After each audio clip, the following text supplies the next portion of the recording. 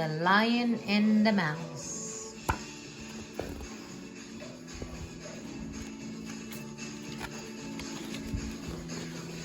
Once there was a happy little gray mouse. The mouse loved to scamper and hide and squeak and all sorts of other mouse things. But most of all, this little mouse loved to eat. She didn't love to eat just anything either. The mouse especially loved to eat plump, juicy berries. All summer long, the mouse scurried about, feasting on the plentiful ripe berries that had dropped from the vine. But as the months passed, berries were harder to find lying around on the ground. The mouse had to look harder every day just to find her favorite food. Next page.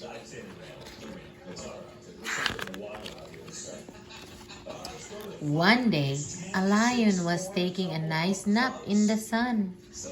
Nearby, the busy little mouse scurried about looking for berries, but all the berries that were left were too high to reach.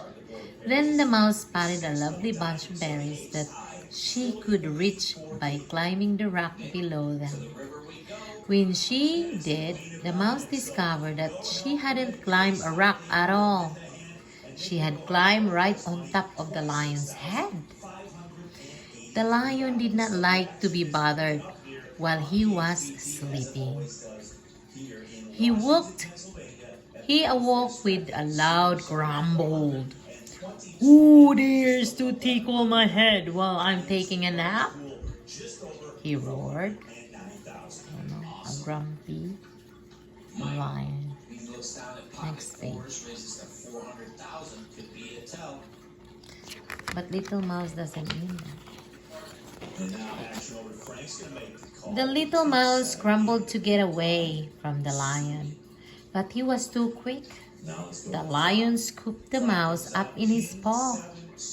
"Little mouse," roared the lion, "don't you know that I am the king of the forest? Why did you wake me up from my pleasant nap by tickling my head?" "Oh, please, lion," said the mouse. "I was only trying to get some lovely berries.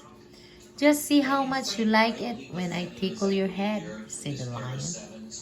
"Please, lion," pleaded the mouse. "If you spare me, I am sure I will be able to help you someday." Next. He is a grumpy lion. Suddenly, the lion began to smile. Ha ha ha ha. Then he began to snicker. Then he began to chuckle. Soon he was roaring with laughter. He laughed so hard his tummy began to ache, and a little tear trickled out of his eye. "How could you, a tiny mouse, help the most powerful animal in the forest?" said the lion, still sputtering with laughter. "Ha! That's so funny. I let you go this time." Then the lion laughed some more. He rolled over on his back, kicking in a fit of giggles. The mouse had to leap out of his way to avoid being crushed.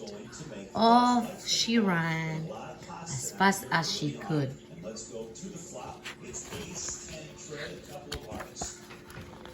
Uh-oh. Still chuckling, the lion got up and set out to find some lunch. It wasn't long before he smelled food. Walking toward a good smell, the lion suddenly found himself caught in a trap that had recently been set by hunters. The lion was stuck in the strong ropes, and the more he struggled, the tighter they held him. Fearing the hunters would soon return, the terrified lion roared for help. The mouse heard the lion's roar from far away.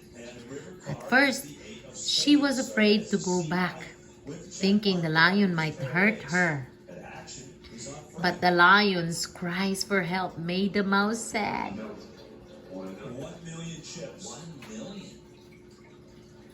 Next page. Uh-oh.